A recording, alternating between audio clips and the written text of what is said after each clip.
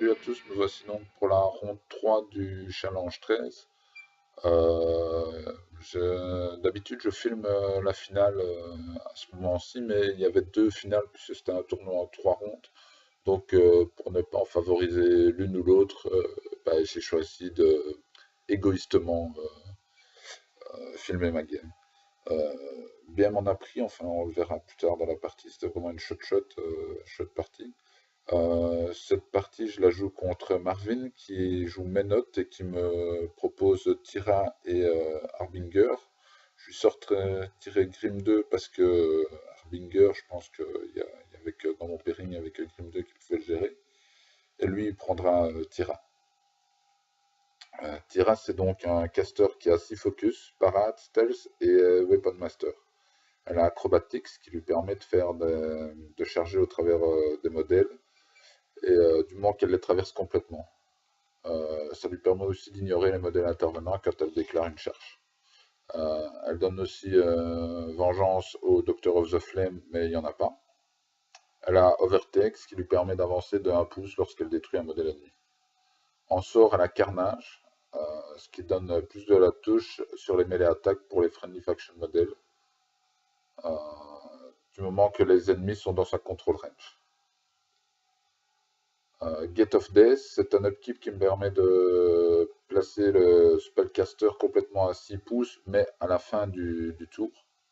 Occultation, qui est aussi un upkeep, il donne stealth à un modèle ou à une unité. Sinon, il y a aussi Silence of Death, qui est un upkeep qui donne plus de renforce et takedown à un friendly faction modèle ou unit. Et en dernier sort, la Stranglehold, qui est une peau 11 à range 10, qui oblige la cible à forfait de son mouvement ou son action de combat si elle subit des dommages. Son feat place immédiatement Tira à 2 pouces de sa position actuelle, et quand les Friendly Faction Models s'activent à la control range de Tira, ils peuvent se TP de 2 pouces au commencement de leur activation. Elle est en Theme Force exemplaire interdiction, c'est-à-dire que les Warjack gagnent Blessed et plus 2 à la zone de déploiement. Moi je joue donc Grim 2. Grim 2, c'est un caster unit qui a 6 focus et Pathfinder. Il a un tir range 13 po 13 qui permet au Warbeast du Battle Group de charger gratuitement la cible qui est touchée. Il a deux petits copains, Mux et Crump. Mux, c'est un Snargun qui knockdown à 8 pouces et donne repos 3. Et Crump, c'est un tir range 8 po 12 qui il donne circular vision, pardon. Ce qui fait qu'il n'y a jamais de bonus de backstrike sur Grim 2. Et il pose un piège à OE5 qui fait subir une police à quiconque entre ou sort dans l'unité à takedown au CAC. En sort, il y a un Mage Sight, c'est une AOE5 qui se place complètement dans la control range et permet d'ignorer les forêts, les clouds et le stealth pour le battle group. Il y a aussi Mirage qui est un upkeep qui donne apparition à un modèle ou une unité. Mortality, c'est -2 en défense armure et pas de tough ni de soin à 10 pouces pendant un round. Poursuite, c'est un upkeep qui se place sur les modèles unit ennemis, et si ceux ou ces derniers avancent, un modèle du battle group peut faire une full advance. Son feat, c'est tous les friendly faction modèles dans sa control range gagnent snipe, et mark the target, c'est plus 2 pour toucher à 5 pouces d'un modèle ami. Theme Force, Krill Company, plus 1 au starting roll, et alors le modèle de l'armée ignore les friendly warrior modèles pour les loss. J'ai choisi de commencer la partie.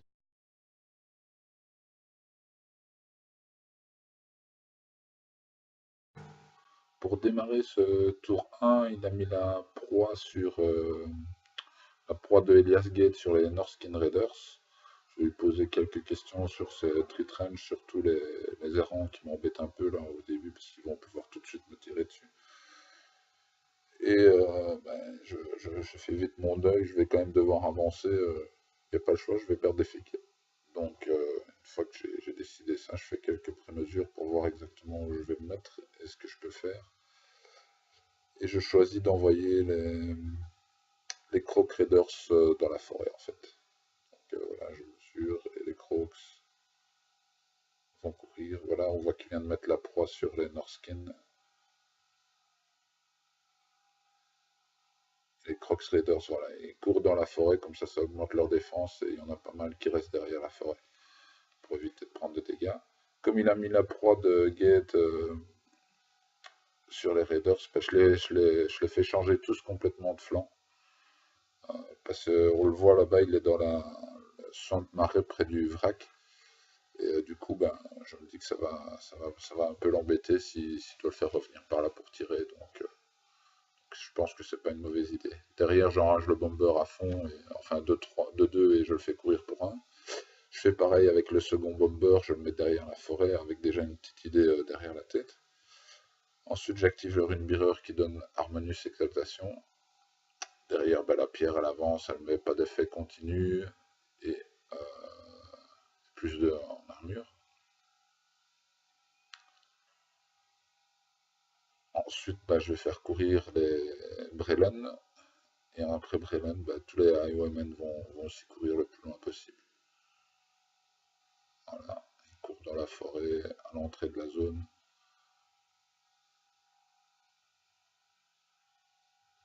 Ensuite, c'est Grim qui s'active. Grim, il va mettre apparition sur le bomber qui est derrière les Crocs, le bomber le plus au centre. Il va mettre le reste dans la pierre et il va repositionner de 3 pouces. Ensuite, le Mistpicker va courir pour faire simple. Et je vais passer le tour.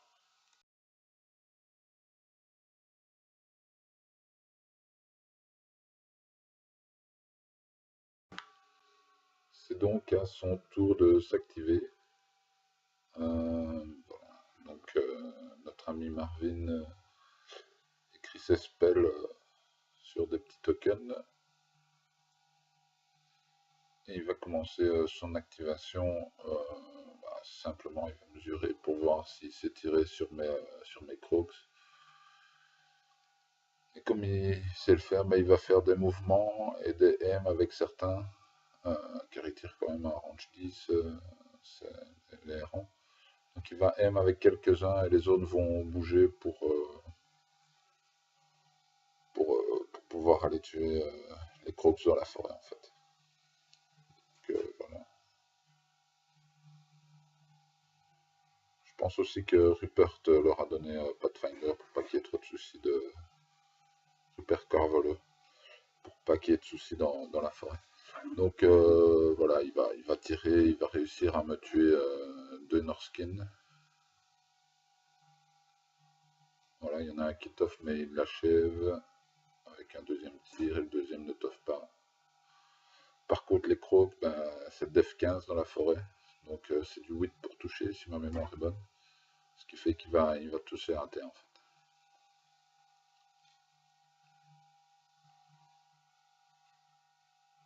Donc ensuite, il va bouger notre ami Elias Gate. Il va le mettre complètement dans l'eau là-bas, dans le swamp, dans le marais. Ensuite, c'est Tira qui va s'activer, elle va caster Occultation sur les Vengers, Gate of Death sur elle-même et Silence of Death sur l'unité de Knight qui est le plus en haut.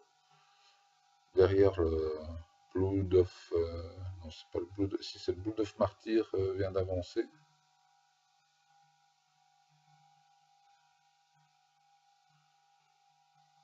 Et l'unité de Knight sous Silence of Death court, suivi par le Warjack qui est le Fire of Salvation, le second Warjack.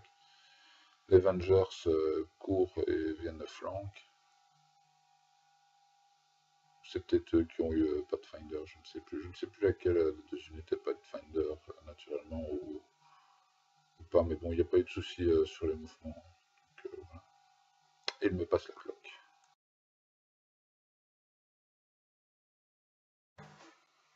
Voilà, donc c'est mon tour 2 qui démarre. Je vais essayer de ne pas reproduire l'erreur que j'ai faite à la ronde d'avant, c'est-à-dire ne pas fitter en tour 2. Je vais essayer de gratter le maximum de modèles en face. Pour ce faire, déjà je leech la Fury et j'upkeep apparition. Et d'ailleurs, je viens faire l'apparition du Bomber qui vient de se mettre de dos, mais c'est parce que son tonneau gênait pour le faire avancer correctement. Donc il est quand même de face. Derrière, je vais faire un truc simple, je vais mettre Harmonious Exaltation avec le Rune Bearer. Comme ça, c'est fait, ça me permet encore de réfléchir un peu. Ensuite, je vais activer les units de Grim qui vont faire leur petit mouvement derrière les crocs. Pardon. Ils vont fitter. D'ailleurs, j'ai mis mon petit crâne qui est mon token fit. Je vais placer un Mage Sight, ce qui me permet de voir les deux errants dans la forêt. Et du coup, ben, je vais leur passer un Mortality dessus. Et ensuite, je vais les shooter au tir. Donc là, je bénéficie pas de marque ce target, puisque ce sont des crocs qui sont à 5 pouces. Mais du coup, j'ai quand même, ils ont quand même un moins de def, donc voilà, ça passe. Je tue les errants, un avec Grim et un avec le tir de mon autre, de Mux, je pense. Et donc, ou Crump, enfin un des deux, quoi. Et donc derrière, bah, l'unit repositionne. Ensuite, je vais activer les Highwaymen qui vont avancer de 6. Comme les Vengers sont sous occultation, ils sont stealth, donc je regarde, il y en a 2 qui pourront tirer dessus. Et le reste, ils vont avancer, ils vont prendre des tirs là où ils pourront en fait. Comme ils ont snipe grâce au feed de Grim, ils vont déjà pouvoir tirer plus loin, mais malgré tout, je les avance pas tous, je vais en garder pour la suite. Donc ils vont commencer à gratter des errants. Ils en tuent 3-4 facilement. Et ensuite, je vais commencer à gratter des points de vie sur les Vengers qui vont prendre plus de rendu parce que quand on leur fait des dégâts, ben, ils gagnent de l'endurance. Voilà. Là, on avait mesuré avant, je repousse un peu parce qu'il a dû bouger en arrière. Et ensuite, ben voilà, ça passe au tour du bomber, non, du Misspeaker qui met Guidance sur le bomber. Et le bomber va prendre 2 shoots sous snipe avec Mark the Target sur, sur les deux Vengers. Donc il va les tuer tous les deux. Ce qui me permet d'éliminer un peu la menace de la cavalerie, enfin de l'atténuer. Il y aura Avengers, il y aura une AOE4 qui détruira le vrac en même temps en fait. Donc ça c'est plutôt pas mal. Bah, derrière je vais enfin activer les Croc Raiders. Donc là ils avancent pour se mettre dans la forêt, ils vont servir surtout de tarpit, mais ils vont en profiter quand même pour mettre oil sur le jack et sur un errant en fait. Ce qui me permet d'avoir le jack sous oil derrière, le Fire of Salvation. Et un autre va mettre oil sur l'autre warjack là-bas au bout. Et le reste vont tirer sur les errants en fait, avec des résultats assez mitigés quand même. Malgré qu'ils sont sous mortalité, je vais pas faire tant de dégâts que ça, mais je vais quand même presque tous les tuer. Il n'en reste plus des masses non plus à ce moment-ci. Donc voilà. Et là, je vais oil l'autre warjack, comme je l'ai dit, le Blood of Martyr.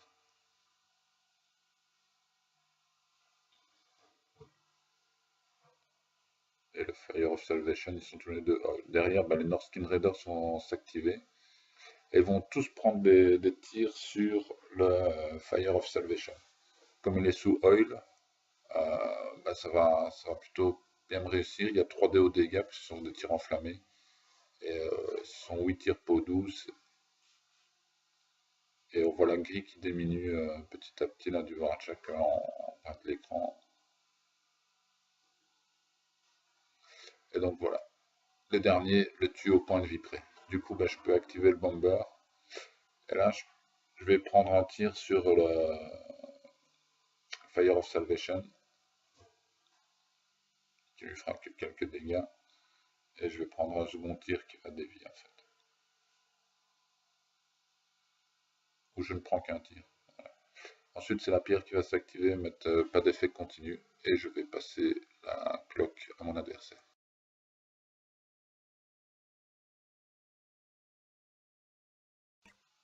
Marvin entame donc son tour 2. Il va upkeep ses spells. Il va faire la vengeance sur son jack. me tuer un Crocs.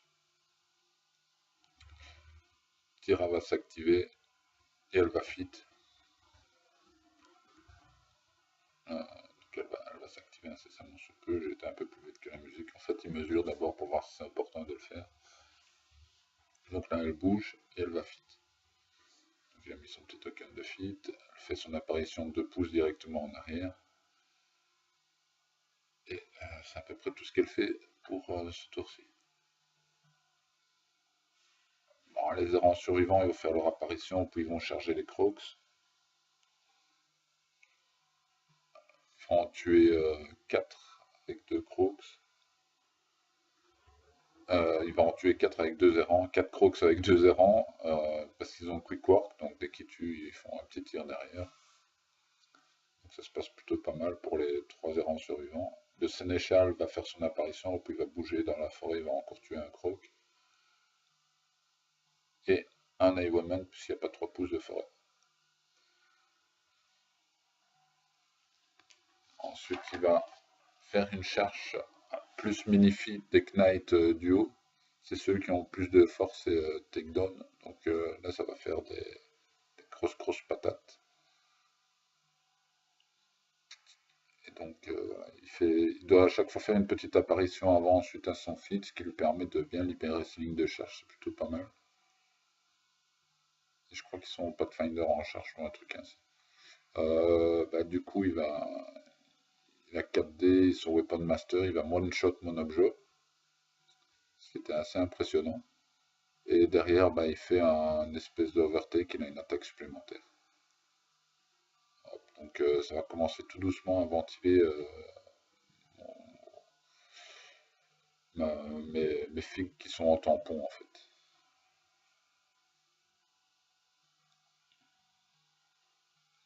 Donc son mini-feed c'est un 3ème dé pour toucher, ce qui fait qu'il rate pas beaucoup. Et derrière avec takedown, j'ai pas de teuf et ça tue à peu près à coup sûr mes mono PV.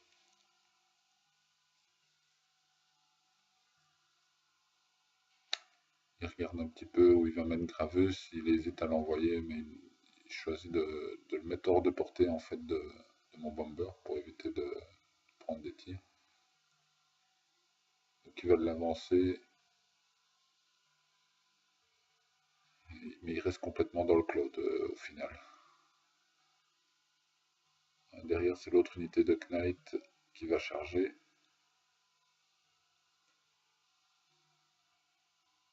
Hop, charge course. Il va encore me tuer quelques Raiders, des Norskin Raiders, parce que je crois que j'ai déjà plus de crocs à ce moment-ci. Donc voilà, ça ventile plutôt pas mal.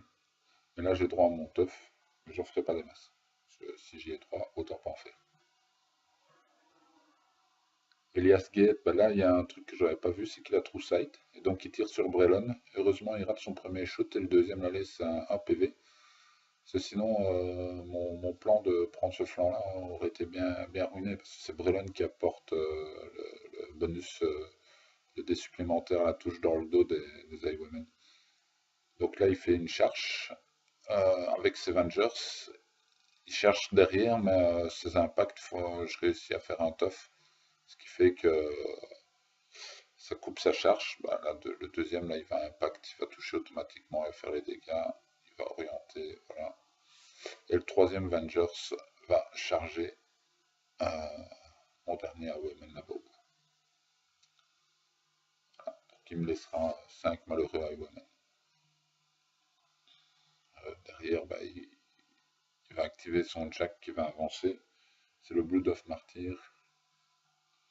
Il va me tuer les 2 Raiders, mais après 2 toffs, je vais réussir les toffs cette fois-ci. Et bon, il rachète une et il les tue, donc il n'y a pas de souci. Et Tyrell va se replacer, il me passe la cloque. Il se replace grâce à Gate of Days. Marvin mène donc 1-0 parce qu'il a détruit mon objectif. Et je vais donc m'activer. Voilà, je fais mon apparition, le Lich de la Furie, je regarde un petit peu ce que j'ai apporté. Et je réfléchis un petit moment. J'ai quand même été assez impressionné par les dégâts qu'ont causé les Knights. Heureusement c'était du mono PV en face parce que sinon avec du multi PV le résultat aurait été le même et j'aurais perdu plus de points en fait. Du coup ben, j'active la pierre, je mets plus un force et je la mets toute dans la zone. Je demande ce qui reste un petit peu sur son jack comme point de vie. Je regarde un petit peu les mouvements que je sais faire et puis je choisis assez vite d'activer Grim. Voilà. Est-ce que c'est bien Grim? Oui, il y en a qu'un qui bouge, Grim M et le Mux M. Mux il va prendre un tir qui met knockdown sur le Vengers. Et Grim il va passer un Mortality sur le Blood of Martyr. Ensuite il va tirer sur le Blood of Martyr et faire vraiment beaucoup de dégâts, surtout pour son tir de Grim. Et ensuite je vais faire repositionner la petite triplette. Tout en laissant en chemin Orin Bearer pour qu'il puisse aller placer un Mortality sur le Vengers, histoire de m'en défaire à ce tour-ci. Là, je vais faire ce que je pense une petite erreur. Donc, je veux juste tirer avec le bomber. Donc, je me mets bien en dehors des 1 pouce du Blood of Martyr et je tire 2 fois dessus, mais je fais très peu de dégâts. Ce qui fait que ben, voilà, j'ai eu que des tirs alors que j'ai mis le plus un fort. J'aurais pu avancer un peu plus et l'achever au corps à corps. Donc, il lui reste quand même que 6 PV, ce qui n'est pas énorme, mais j'aurais pu l'achever sans faire une autre activation. Derrière, je vais activer le Mi-Speaker qui va prendre le contrôle d'un warrior model et faire une attaque dans le dos d'un autre. Comme ces trucs, ça fera passer fort, bah, ça va le tuer tranquille. Enfin non, ça fait 4 points de vie dans son officier. Donc derrière, je vais activer le Northkin Raiders, mais toujours en le mettant hors de portée du Blood of Martyr, donc pour pas qu'il soit en cac avec. Et je vais faire des attaques de corps à corps sur les warrior models. Et quand je les tuerai, je balancerai une grenade sur le Blood of Martyr et je finirai par le tuer comme ça. Donc, je tuerai encore quelques modèles pour la forme. Alors là, je vais activer les Women. Je profite qu'ils sont que le gars est knockdown pour passer complètement derrière. Et je vais en mettre un maximum dans le dos de ces modèles. Et donc ils vont tirer, bah, le premier va ventiler, c'est 3D à la touche, 3D au dégâts, il est KD, bah, sous Mortality, il n'y a pas de souci. Et ensuite chacun aura une cible qui est complètement de dos, et ils vont donc tuer tous les Vengers. Et en bonus de face, je vais tuer Elias Gate, qui est le dernier contestataire, ce qui me permet de libérer complètement la zone. Et du coup, je vais faire Brelan va faire 4 points de vie dans le jeu. Et ensuite, le bomber va l'achever en un seul tir. Booster au dommage. Voilà, plus d'objets. Et je vais réussir à ne pas faire de dégâts sur mes warriors modèles qui sont à côté. Son deuxième tir, du coup, je vais l'envoyer dans les rangs, ça va dévier dans le vide, et ça sera la fin de mon tour, je score 2.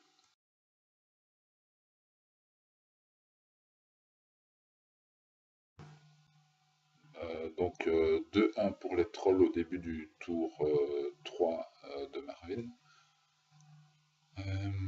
Il va commencer par activer son caster, Tira. Il va mettre Carnage, mais je ne sais plus sur qui, et à mon avis, ou Silence of Death sur les... je l'ai pas noté en fait. Donc voilà. Il a mis Silence of Death, je pense, sur les Knights du bas. Ou il l'a laissé au-dessus. Bon, j'ai en tête Carnage, mais je ne sais plus sur qui il a mis Carnage, peut-être sur ce duo. Ou il a peut-être cassé les deux sorts, bref. On va pas épiloguer là-dessus. Donc, du coup, bah, il active le Knight de haut et il commence à faire des dégâts sur ma Warbeast, mais comme il ne charge pas, ça fait un peu moins mal. Il tue aussi mes Raiders. Donc non, là, en fait, voilà, on a la réponse. Je peux pas tough, donc Silence of Death est resté au-dessus et il a casté Carnage sur l'autre. Carnage, en plus c'est dans un contrôle, donc c'est plus 2 pour toucher, donc pas trop de soucis là-dessus. Voilà. Et il me fait des dégâts sur le bomber, il commence à l'attendrir tout doucement. L'autre unité de Knight, non, c'est le Sénéchal qui va s'avancer et qui va libérer le chemin pour l'autre unité de Knight en tuant le raider survivant.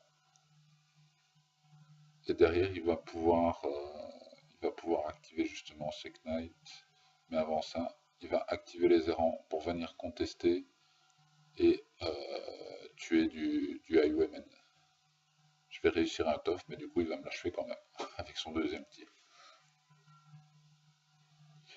Ensuite, il va activer Gravus, qui va faire courir, mais il ne fera rien d'autre. Et en dernier, il va activer les Knights qui vont charger, après avoir reçu Pathfinder de Rupert, je pense.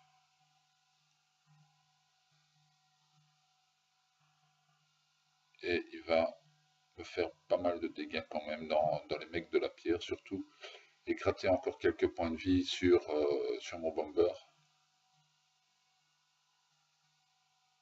Voilà, on voit sur mon GSM là qu'il lui reste qu'une branche, une branche.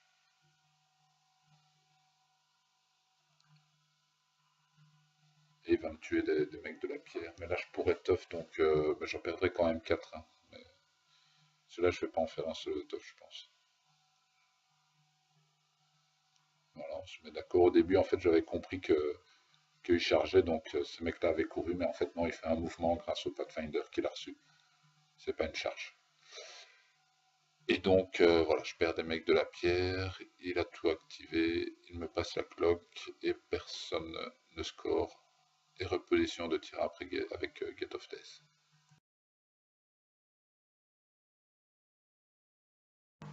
Statu quo au scénario donc, mon tour 4 démarre, je vais pas upkeep apparition, et je vais vite activer les Highwaymen pour qu'ils passent complètement dans le dos des, des exemplaires. Il y en a aussi qui va avancer là, qui sera dans le dos d'un Knight, il se met à moins de 3 pouces. Voilà, et le reste des Highwaymen, ils ne sont plus que 4, mais là ils vont commencer. Ils sont assez fiables, puisqu'une fois qu'ils passent dans le dos, c'est toujours 3D à la touche 3D au dégâts. Et voilà, je vais réussir à tuer les exemplaires qui gênent, malgré des tirs ratés. Et voilà. Et je vais aussi achever un Knight pour la forme, mais je vais le faire de face en fait.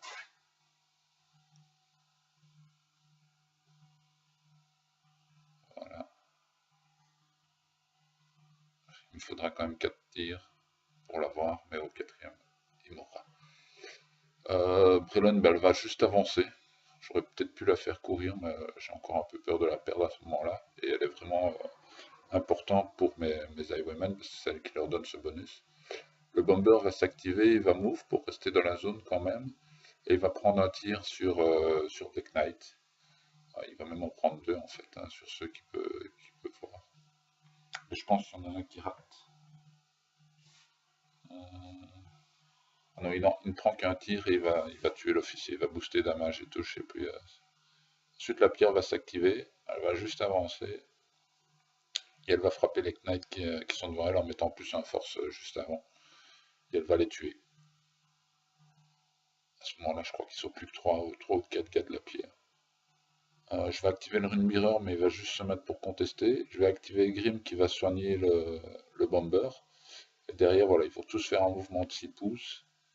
Et reposition, comme ça, voilà, je commence à éviter de me faire KTC stupidement parce que je suis en train de prendre l'avantage au scénario. Et derrière, je vais activer le Bomber avec le plus 1 force, c'est du 6 pour la touche, il va booster, il ne boostera rien du tout, il va à chaque fois faire 6, il va tuer, il va snacker, et au fur et à mesure, il va se soigner en fait des dégâts en tuant tous les Knights qui sont autour de lui, ce qui permet en fait de contester de manière plus efficace, puisqu'il revient avec des PV, donc il revient à peu près mid-life. Et en fin d'activation, je vais faire courir le Mi Speaker pour remettre une contestation supplémentaire dans cette zone et je passe la cloque en scorant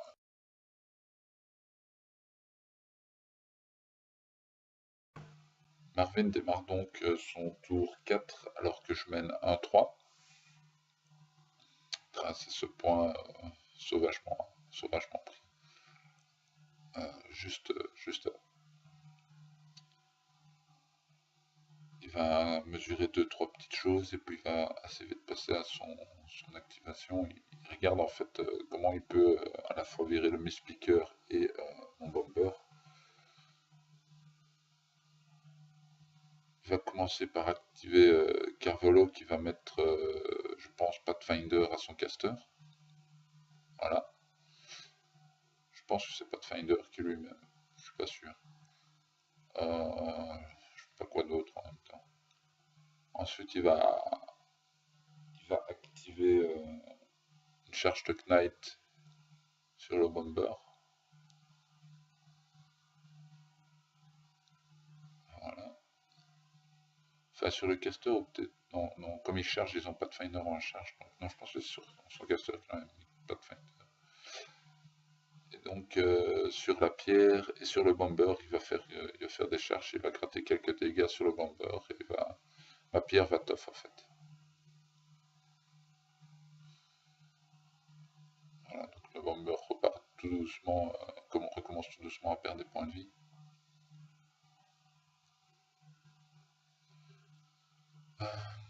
Donc là, il continue, il réfléchit, il regarde un petit peu ce qu'il va faire, et puis il charge avec son caster. Et d'abord ça, avant ça, il se met plus de force et takedown, ce qui lui enlève son upkeep Gate of Death. Et voilà, il va lancer des. Il va du coup tuer ma pierre, la RFP, il va prendre une attaque sur un autre mec de la pierre, il va le tuer aussi. Et puis il va se recaster Gate of Death avec les 2-3 focus, je crois qu'il lui reste. Du coup, il pourra quand même re-TP à la fin de son activation. Donc ici, la vidéo a un peu lagué, je sais pas trop pourquoi. Mais bon, ça ne nous empêche pas de continuer à suivre la partie. Derrière, il va activer son sénéchal pour tirer sur le Mi Speaker et il ne lui fera que 2 PV. Voilà, donc il va tirer 2 fois. Non, il va tirer qu'une fois et il ne fera que 2 PV. Et ensuite, là, ça commence à sentir le sapin, puisqu'il reste et le bomber et le Mi Speaker, il n'a plus trop d'activation. Je crois qu'il lui reste que Gravus, donc il va devoir choisir lequel des deux il va tuer. Et il choisit le bomber, qui est full fury quand même. Et là, les dés vont pas l'aider. Parce que l'impact va rater, la charge va réussir, on ne me fera pas tant de dégâts que ça. Ensuite, il va racheter une attaque. Je crois qu'il a des armes ou des corps sur lui. Il va racheter une attaque, 2 attaques, 3 attaques, mais il n'y en aura qu'une qui touchera. Donc là, il reste 2 points de vie et les 2 attaques suivantes vont rater. Et du coup, je continue à contester la zone quand même tranquillement. Voilà, là je lève les bras parce que mon bomber revient encore. Et du coup, je score un point de plus parce qu'il n'a pas su contester. Il gate avec Tira et c'est mon tour. 1-4. C'est donc mon 5e tour qui commence. Je commence par la furie comme d'habitude. Il y a un threshold test sur le bomber en haut qui est full fury. Qui va rater, il va faire 3 PV à Gravus, je pense. 3 PV. Ensuite, le Mi Speaker, ben, je vais l'activer tout de suite et je vais le faire courir là-bas tout au bout. Ensuite, je vais activer les Highwaymen qui vont juste faire un mouvement et ils vont shooter Carvolo qui pourrait éventuellement venir contester au tour suivant. Donc ça, c'est assez important. Donc, comme il y en a un qui peut l'avoir de dos, il va le tuer. Et ensuite, je vais activer Brelan qui va courir. Donc là, je suis sûr de déjà scorer dans ma zone encore à ce tour-ci. Je vais regarder si je suis à portée avec mon caster, mais je vais rien faire de vraiment efficace. Le gars de la pierre, je l'ai pas activé le caster. Le gars de la pierre va charger, mais va rater sa touche. Et ensuite, je vais tout doucement penser à assurer le résultat puisque je mène au scénario et les tours se succèdent. Donc voilà, je vais activer mon caster qui va reculer. Il va placer un mash site pour la forme sur Tira pour qu'elle apparaisse. Et ensuite je vais repositionner, non même pas, je vais même pas repositionner, je suis bien derrière la forêt. Alors une Bearer va avancer pour, je ne sais pas trop pourquoi en fait, peut-être pour aller contester au tour suivant, je pense que c'est pour ça que je l'ai fait. Le Bomber va avancer péniblement parce qu'il doit passer dans la forêt, parce que j'ai mal placé un de mes Highwaymen sans lui laisser le passage. Et malgré tout, il réussira à avoir une ligne de vue sur Tira. Et comme elle est plus stealth, bah, il va pouvoir tirer dessus. Il va toucher le premier tir, il va lui faire quelques dégâts. Et le deuxième, c'est quand même du 11 à chaque fois. Le deuxième, je vais booster aussi à la touche, parce qu'elle est à moins de 8 pouces. J'ai pas besoin de snipe, mais je vais pas faire, je vais dévier. Et la déviation va choper le mec de la pierre, survivant, et le tuer. Donc voilà, ce sera la fin de mon tour, et je score 1-5. C'est donc à Marvin de jouer. Donc je mène 1-5, je viens de le dire. L'Amazon en bas qui est dominée par mon caster, je vais passer automatiquement à 1-6 fin du tour, donc il est obligé de vider sa zone s'il veut qu'il y ait encore un tour derrière en fait. Donc pour vider sa zone, il va devoir se défaire et du Bomber et du Mistpicker. Il va commencer par faire une charge avec les Knights qui survivent, qui sont encore vivants à ce moment-ci. Charge sur mon Runebearer et sur le Bomber.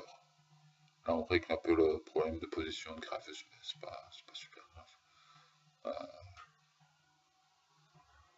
Il vérifie son commandement, mais bon, il est bon.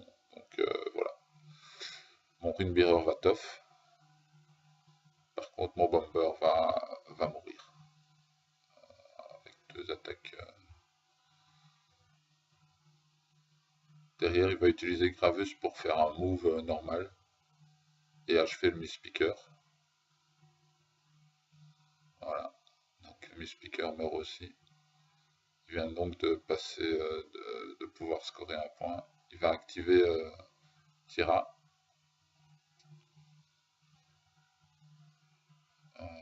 Je pense que c'est Tira qui va activer.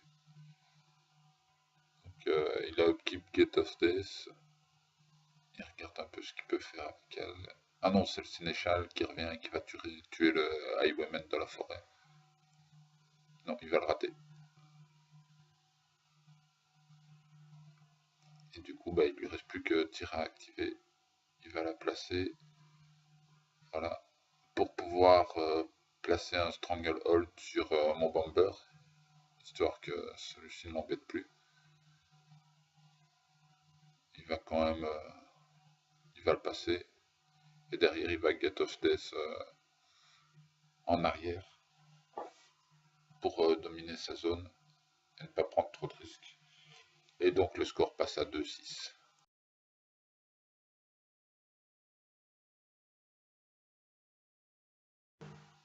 Donc c'est le début de mon tour 6. Il me reste qu'un point à mettre tout en contestant. Je vais faire un threshold test parce que j'y suis obligé en fait.